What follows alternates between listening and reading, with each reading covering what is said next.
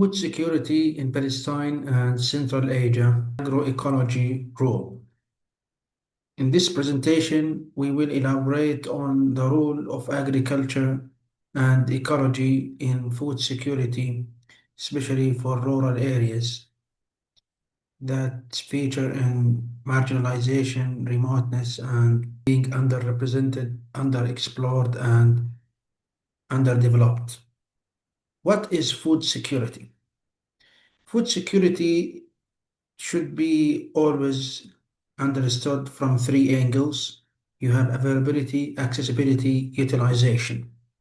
In both Central Asia, in Kyrgyzstan and Pakistan and the occupied Palestinian territories, food availability is limited due to degraded land, water scarcity, and restricted access to agricultural inputs.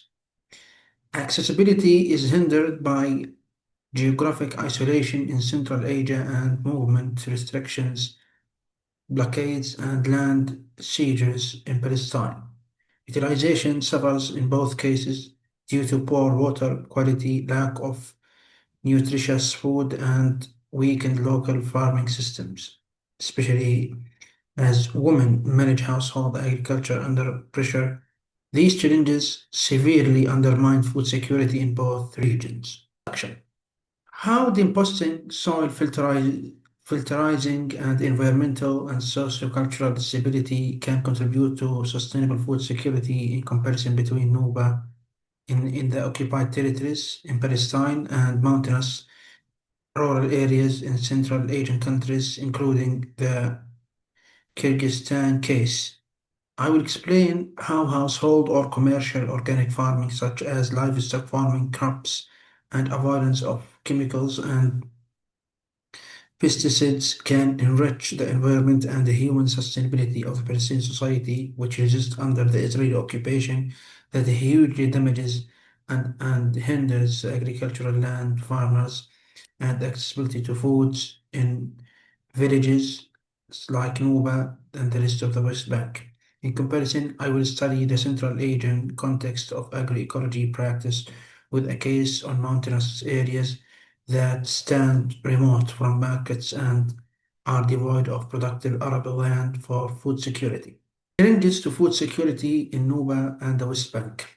Nuba is a village that's located 12 kilometers northwest of Hebron city, and it is remote, marginalized, and what we can also label as the countryside area. While, as unlike Nuba, there are many over 300 villages available and present in the West Bank. Some are in Area A, some Area B, some Area C, but hugely the occupation has a lot of commanding hands and restrictions being imposed on the low-income farmers. So the first challenge is land fragmentation and land seizure by the Israeli occupation. So many farmers are complaining about the assaults that the Israeli occupation military and army are playing on the ground as something what we call the army in defense, and many are losing their lands, being confiscated and settled by composts or new settlements being established in replacement of their farming lands, which indicate and symbolize their livelihood and survival economically, culturally, socially, and also just to feed their children and households. The second challenge is water shortage and contamination. So the Israeli occupation controls over 80% of the water provision and distribution in the occupied territories.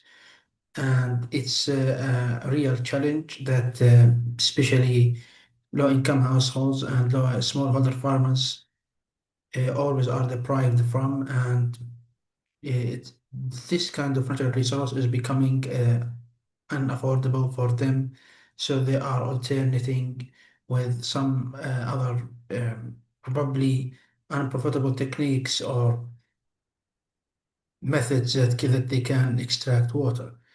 So the third one is urban expansion and replacement of farming lands, especially with the rewarding job opportunities in the Israeli labor construction market, where many um, Palestinians laborers, particularly, are just commuting day by day or week by week to get high rewards of finance from that country. Now let's shift to the impact of mountainous life in agriculture and food production in Central Asia. For Central Asia, there are mostly and around 80% of the land is mountainous, where we have the slopes, and that's a challenge and also a hindrance for farmers for agricultural production and access to the market, the service, especially in countryside, where the countryside is always just a geography that is marginalized and deprived of the accessibility and enjoyment of the reach out to any markets, resources, so natural resources or chemicals or any sort of food availability and food access with ease without any uncalculated costs. So the transportation of any village, and besides also the inability in some high-risk areas to farm the land is also a challenge and uncalculated and unexpected barrier for those kind of population category. So dependence on external supplies. National food production doesn't meet the demand. So the demand is higher than the supply, and that's also one outstanding reason. The second one is heavy reliance on exports of foods like livestock, cattle, and vegetation, maybe dairy food or just rearing the livestock. The second is socioeconomic deterioration. You have almost all poor people live in mountainous areas.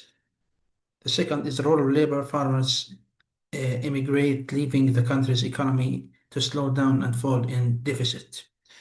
So the economy is slowing down, and that's what we can also label as the recession.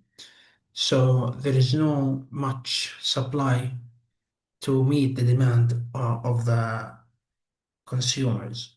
The third one is exploitation of resources and uncertain water shortage plus soil degradation, as discussed previously.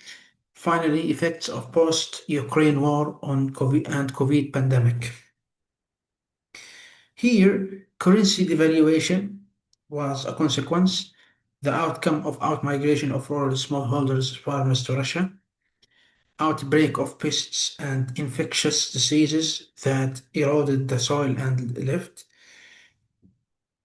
rising price and demand on food and hindrance over export flow. So women are just shifting to kitchen farming, gardening, um, and that's also unsustainable.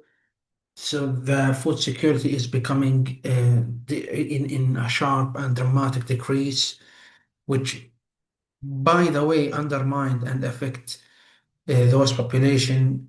Well, may they end up in hunger, starvation, and poverty. Sustainable agricultural practices for Palestinian farmers. So, as mentioned, Palestinian smallholder farmers, different agribusinesses in some urban cities where you have advanced techniques and agricultural methods that can be also adopted for large industries. This technique is rainwater harvesting and grey water recycling. The second is wastewater use for irrigation, and the third is urban and rooftop agriculture initiative. So they may apply for programs to store their foods and cultivate their lands with new crops, not only rain-fed like olives, grapes, almonds, and so on, but also they need vegetables and fruits. So they can also plant something like apple, lemon, sustainable agricultural practices for Central Asian mountainous villages. They have something like crop diversification, soil management, and livestock breeding. Now, let's emphasize the biotechnology and genetically modified foods to achieve food security. While these are advanced trending alternatives for the smallholder farmers or any businesses, we have to look at that. Why are genetically modified foods important? Because they can help relieve world hunger, especially in regions where difficulties prevail due to low crop production, environmental challenges, and impossibilities to grow food locally. The second is that they can boost food quality and increase the quantity of global food production. So genetic food is just the counter of a new quantities of food packaged, sold, and even farming market sale.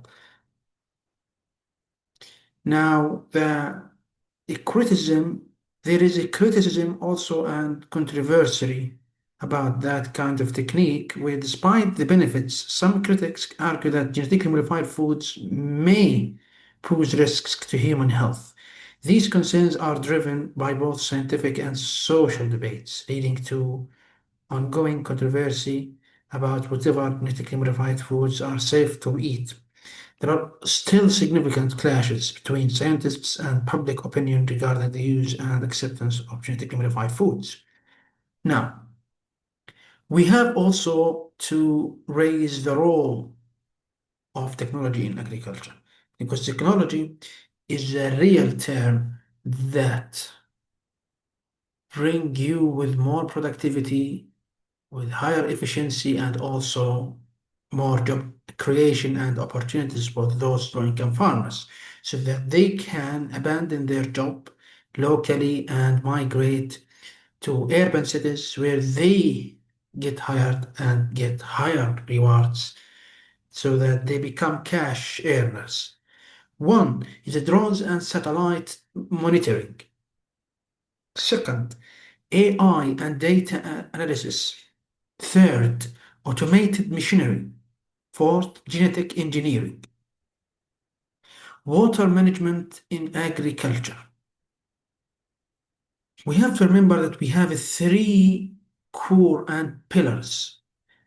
Efficient irrigation techniques, drip irrigation systems, which is widely followed in the West Bank for smallholder farmers. It directly reaches the plant roots to reduce evaporation.